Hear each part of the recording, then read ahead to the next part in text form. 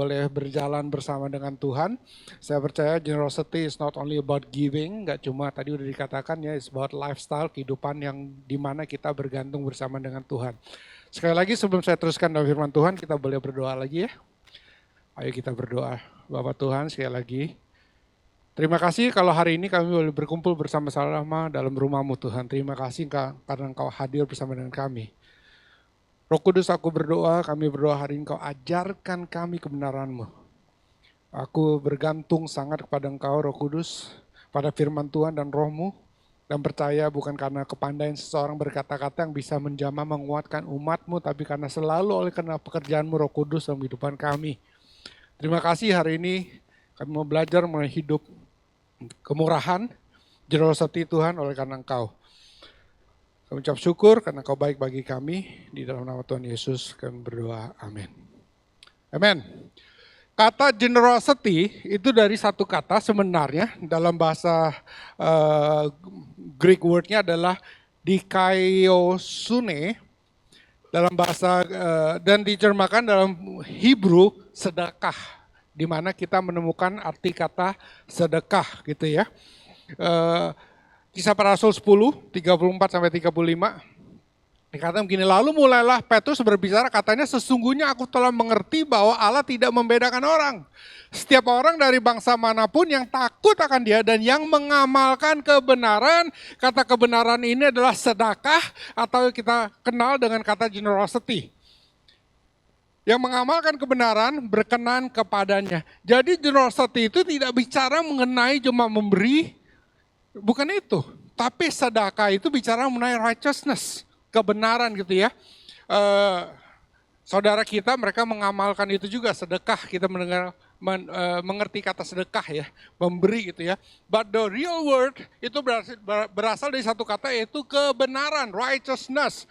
Jadi Tuhan mengajarkan kita untuk bisa mengamalkan kebenaran, hidup yang benar di dalam Tuhan. So sedekah itu tidak bicara mengenai cuma memberi. Oke, tidak bicara mengenai memberi. 2 Korintus 9 dikatakan begini, ayat 6-15 dikatakan, camkanlah ini, orang yang menabur sedikit akan menuai sedikit juga. Dan orang yang menabur banyak akan menuai banyak juga. Hendaklah masing-masing memberikan menurut kerelaan hatinya, jangan dengan sedih hati atau karena paksaan, sebab Allah mengasihi orang-orang yang memberi dengan sukacita. Dan Allah sanggup melimpahkan segala kasih karunia kepada kamu, supaya kamu senantiasa berkecukupan di dalam segala sesuatu dan malah berkelebihan di dalam pelbagai kebajikan. Seperti ada tertulis, Ia membagi-bagikan, Ia memberikan pada orang yang miskin, kebenarannya tetap untuk selamanya. Oke? Jadi kalau kita melihat kata generosity atau sedekah atau righteousness ini, mereka adalah orang-orang yang hidup, tadi udah dikatakan gaya hidup yang tidak bergantung kepada kekayaan. Tapi hidup mereka bergantung kepada Tuhan. Sehingga waktu kita memberi, banyak reason untuk memberi gitu ya. Gak orang yang selalu memberi banyak itu selalu orang yang generous, belum tentu. Alasan memberi itu sangat penting, why we give. Ada orang yang memberi supaya gue dapat duduk di depan. Supaya dikenal orang, some people do that. Ada orang yang memberi cuma karena supaya pajak berkurang, misalnya. I mean, I'm not saying that is wrong, bukan itu salah. Tapi there's a lot of reason, banyak alasan kita memberi. Tapi kalau kita memberi karena hati kita kepada Tuhan, itu suatu hal yang berbeda. Bergantung kepada kebenaran yang Tuhan berikan. Karena itu 2 Korintus 9-15 dikatakan, orang yang menabur sedikit, menuai sedikit. Orang yang menabur banyak, menuai banyak. Nanti kita akan belajar apa yang kita bisa tabur dalam kehidupan satu sama lain. Jadi sedekah ini bicara mengenai kebenaran. Nomor satu kita akan belajar is a simple act. Satu tindakan yang sederhana. Hebrew 13:16, dan janganlah kamu lupa berbuat baik dan memberi bantuan kepada sebab korban-korban yang demikianlah yang berkenan kepada Allah.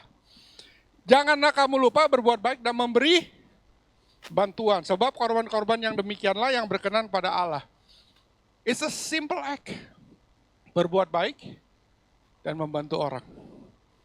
Berbuat baik dan membantu orang. Amen. Jadi pada waktu kita mulai hidup bergantung kepada Tuhan, mulai melihat Tuhan sebagai sumber dari kehidupan kita, Dan kita mulai membiarkan berkat yang Tuhan berikan dalam kehidupan kita mengalir.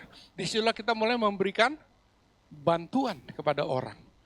Mulai melihat dan memberikan bantuan, berbuat baik. Kita ini diciptakan serupa dan segambar dengan Allah. Yes? Alkitab katakan kita diciptakan serupa dan segambar dengan Allah. Jadi kita akan menemukan siapa diri kita dan kita akan menemukan maksimal potensial kita itu pada waktu kita mulai melakukan apa yang Tuhan lakukan. Oke? Oke? Jadi ada survei yang membuktikan, bukan survei. Cek. Oke. Tapi sama pakai maki ini bahasa Indonesia nggak berubah, masih berantakan. Saya kira lebih baik gitu ya. Ada 3 dokter dari Harvard dan dari Stanford. Mereka membuat satu survei, lumayan panjang, mempelajari mengenai manusia, dan menemukan satu fakta yang luar biasa, yang menarik gitu ya. Mereka orang-orang yang melakukan sesuatu di luar daripada mereka, maksudnya adalah apa? Yang they do something not for themselves. Apakah itu dalam acara keagamaan, apakah itu dalam tingkat sosial, yayasan, pokoknya they do something bukan untuk mereka. Kehidupan mereka lebih sehat, lebih sukses, lebih bahagia, dan gaji mereka lebih tinggi. Itu data yang ditarik daripada mereka. Kenapa? Karena sekali lagi kita adalah orang yang diciptakan serupa dan segambar dengan Tuhan. Sehingga pada waktu kita melakukan apa yang Tuhan lakukan, kita menemukan kepuasan diri kita. Amen? Kita menemukan kepuasan diri kita. So when we feel it, dan menemukan sukacita di dalam kepuasan diri kita, kehidupan kita bertumbuh. It's a simple act. Generosity mulai dengan berbuat baik dan membantu orang. Berbuat baik dan membantu orang. Yang kedua, is a matter of heart. Masalahnya ada di hati kita. 1 Korintus 13 ayat 3, dan sekalipun aku membagi-bagikan segala sesuatu yang ada padaku, bahkan menyerahkan tubuhku untuk dibakar, tapi jika aku tidak mempunyai kasih, sedikit pun tidak ada faedahnya bagiku. It start with love. Dengan kasih. Kasih itu dapatnya dari mana? Kasih agape dapatnya cuma dari Tuhan. Sekali lagi Tuhan membawa kita untuk hidup bersandar pada Tuhan. Sehingga kasih yang mengalir itu keluar daripada apa yang Tuhan berikan dalam kehidupan Anda dan saya. It's a matter of heart. Hati kita. Mazmur 37 ayat 44. Dan bergembiralah karena Tuhan, maka Ia akan memberikan kepadamu apa yang diinginkan hatimu. Bahasa Inggrisnya lebih tepat. Psalm 37:44. Delight yourself in the Lord. Delight yourself. Bertumbuh bersama dengan Tuhan. Berjalan bersama dengan Tuhan. And He shall give you the desires of your heart. And He shall give you the desires of your heart. Dia akan memberikan apa yang kau inginkan. Nah, kita menerjemahkannya salah. Karena seringkali, kita mengatakan Tuhan akan memberikan apa yang kuinginkan. Bukan itu loh. Oke? Bukan itu yang Tuhan kasih. Yang Tuhan kasih adalah the desires of your heart. Keinginan hatimu yang Tuhan kasih. Bukan apa yang kau inginkan, tapi keinginan hati kita yang kita kasih. Yang Tuhan kasih. Oke? Maka itu kita kadang-kadang berpikir bahwa gue pengen mobil baru, gue pengen rumah baru, gue pengen pacar baru, gue pengen apalah gitu ya. Makanya kalau gue mau dapat ini, gue harus bersama dengan Tuhan supaya saya bisa mendapatkan hal ini. Bukan itu firman Tuhan. Firman Tuhan mengatakan the desires of your heart yang Tuhan kasih, keinginan hati kita yang Tuhan kasih. Waktu saya kuliah di Amerika sempat gitu ya. Saya sempat kuliah di Amerika dan waktu itu saya melayani sebagai pemain drum. Ya, dulu main drum sempat gitu ya. Jadi saya melayani pemain drum di gereja gitu ya. Dan saya berpikir, impian hati saya adalah saya pengen kerja di Amerika karena gajinya lumayan di sana. Saya pernah jadi tukang cat, pernah jadi sapam, pernah jadi gajinya semua lumayan. Jadi saya pikir bahwa kalau saya tinggal di Amerika, gajinya lumayan gitu ya, istilahnya gitu ya. Jadi dulu impian hati saya adalah tinggal di Amerika, kerja di sana dan melayani Tuhan di gereja. Dan waktu itu melayani Tuhan sebagai pemain drum. Di tim musik istilahnya. Dan saya mulai berdoa, Tuhan aku pengen nih tinggal di sini. Tahun 90 waktu saya umur 5 tahun, enggak. Tahun 90 kita dibawa pelayanan pertama kali Summer Mission, kita kebetulan ke Eropa. Waktu itu Summer Mission. Nah di situ hati saya mulai berubah. Aduh, ngelihat orang-orang yang kita layani, kok, dan my heart to minister, hati yang melayani itu mulai berubah gitu ya. Jadi pikirannya bukan dulu mau jadi businessman, mau kerja, sukses di Amerika, businessman, tinggal di Amerika, punya istri orang Indonesia yang mau tinggal di Amerika, gitu ya. Dan itu semua impian saya. Tapi hati saya mulai berubah, kok pengen pelayanan ya, kok melihat jalurnya ke sini, gitu ya. Itu tahun 90, 91. Tuhan bawa saya, izinkan saya pelayanan misi ke Indonesia, pulang ke Indonesia. Dan di situ hati saya nempel. Keinginan hati saya berubah. Dari menjadi seorang businessman tinggal di Amerika, sukses di Amerika, menjadi aku pengen menjadi pelayan Tuhan dan tinggal melayani orang-orang yang ada di Indonesia. Keinginan hati itu berubah. Oke, God give, if you delight yourself in the Lord, God will give you the desire of your heart. Keinginan hati kita yang berubah.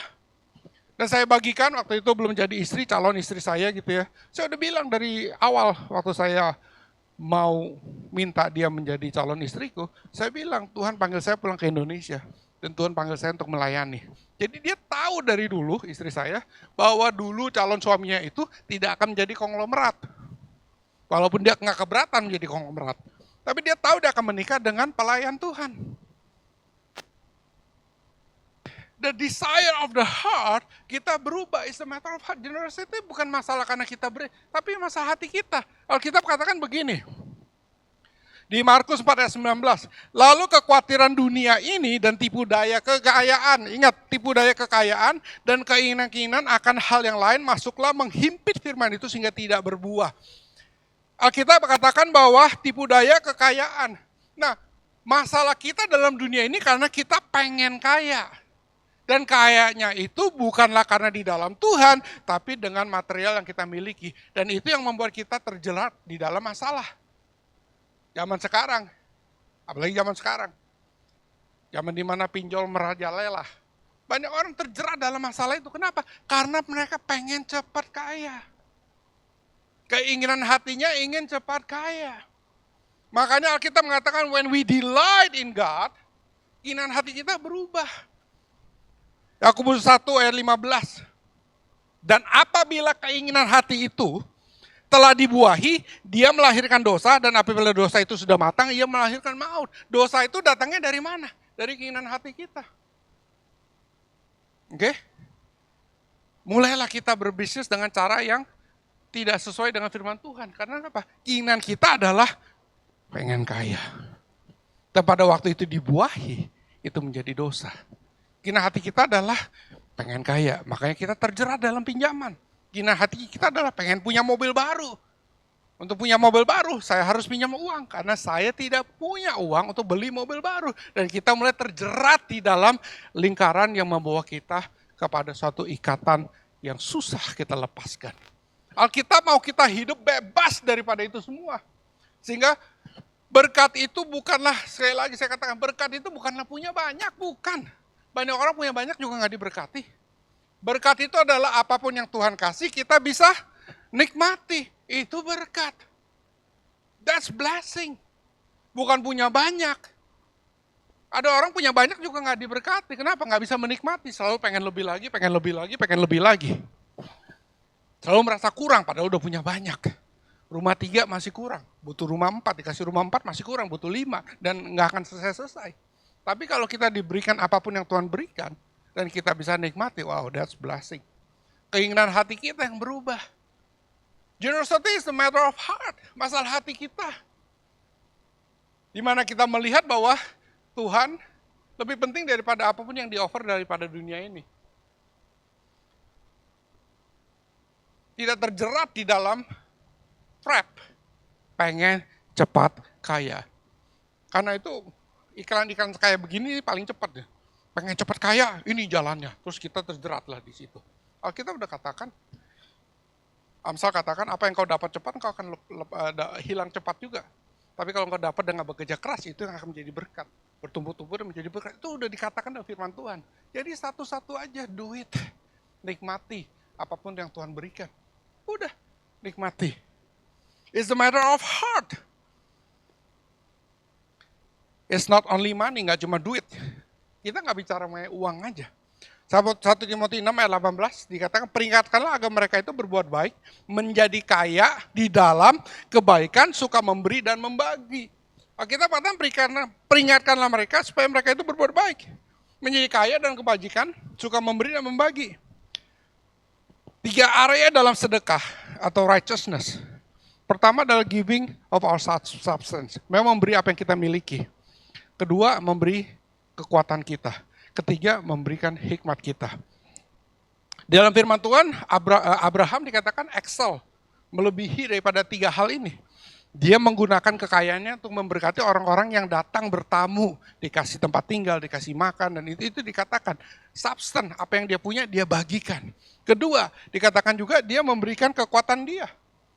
Dia memberikan, dia bahkan mempertaruhkan keselamatan dia waktu dia berusaha menolong nephew-nya dia, Lot, waktu di kidnap dengan Raja Marauding. Itu dia sacrifice his own body, dengan kekuatan dia coba untuk menyelamatkan. Ketiga, dia berbagi hikmatnya untuk membawa the knowledge of God, pengetahuan akan Tuhan kepada dunia-dunia yang tidak mengenal Tuhan. Dia berbagi hal itu. Generosity nggak cuma bicara mengenai uang. Substance, yes. Apa yang kita miliki kita bagi. Kekuatan kita, yes, kita bagi. Kekuatan kita apa? Setiap daripada kita, Tuhan berikan kekuatan. Amen. Tidak ada satu orang pun di sini dipanggil untuk menjadi untuk memenuhi bangku gereja. Nggak ada. Setiap daripada kita punya panggilan masing-masing. Tuhan berikan kemampuan masing-masing. Ada yang mengajar, ada yang menjadi gembala, mungkin ada yang menjadi rasul. Kita ini diberikan kemampuan. Dan kalau Tuhan berikan itu kita belajar untuk membagikan. So it's not only money, tapi juga kekuatan yang Tuhan berikan. Yang ketiga, wisdom. Hikmat dari pengalaman kita. Maka itu kita punya kelas marriage di sini. Itu kita berbagi wisdom.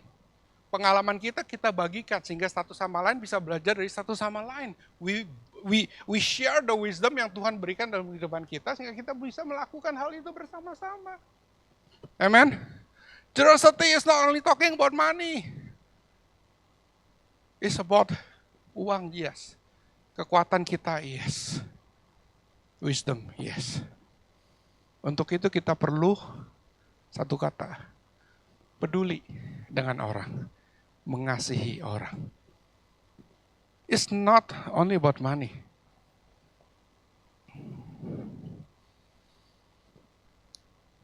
It's trusting God. 1 Timotius 6 ayat 17. Peringatkanlah pada orang-orang kaya di dunia ini agar mereka jangan tinggi hati. Jangan sombong karena kaya. Dan jangan berharap pada sesuatu yang tak tentu seperti kekayaan. Remember, kekayaan material ini tidak menentu. Kita bisa punya, kita bisa enggak gitu. Melainkan pada Allah yang dalam kekayaannya memberikan pada kita segala sesuatu untuk dinikmati. When you trust God, waktu kita belajar untuk percaya pada Tuhan, kita akan hidup menikmati hidup kita. Ingat, berkat itu bukanlah punya banyak, tapi kemampuan yang Tuhan berikan untuk kita bisa menikmati apapun yang kita miliki. Itu berkat. Firman Tuhan katakan jelas sekali. Orang kaya jangan sombong hati, jangan tinggi hati. Jangan bergantung pada kekayaanmu. Jangan berharap pada sesuatu yang gak tentu seperti kekayaan. Kekayaan itu gak tentu. Satu hari kaya, nextnya bisa habis. Itu kekayaan. Tapi Tuhan yang dalam kekayaannya memberikan segala sesuatu untuk bisa kita nikmati. Itu kata yang benar. Generosity is hidup bergantung pada Tuhan yang dalam kekayaannya, Tuhan yang punya kekayaan, yang tidak bisa hancur kekayaan daripada Tuhan, yang diberikan pada kita semua untuk bisa kita nikmati. Urutannya ada ya. Pertama, keinginan hati kita mulai berubah. Apa yang Tuhan inginkan menjadi keinginan kita. Kehidupan kita mulai berubah. Dan waktu saat itulah kita mulai bisa menikmati apapun yang Tuhan berikan. Karena kekayaan dunia ini tidak menentu. Itu yang dikatakan dalam firman Tuhan. Trusting God, generosity is talking about trusting God, percaya kepada Tuhan. Amen? Percaya kepada Tuhan. Yang terakhir, generosity is a blessing. Itu berkat. Kisah Para Rasul 20:35, dalam segala sesuatu telah aku berikan contoh kepada kamu bahwa dengan bekerja demikian kita harus membantu orang-orang yang lemah dan harus mengingat perkataan Tuhan Yesus sebab Ia sendiri telah mengatakan adalah lebih berbahagia memberi daripada menerima.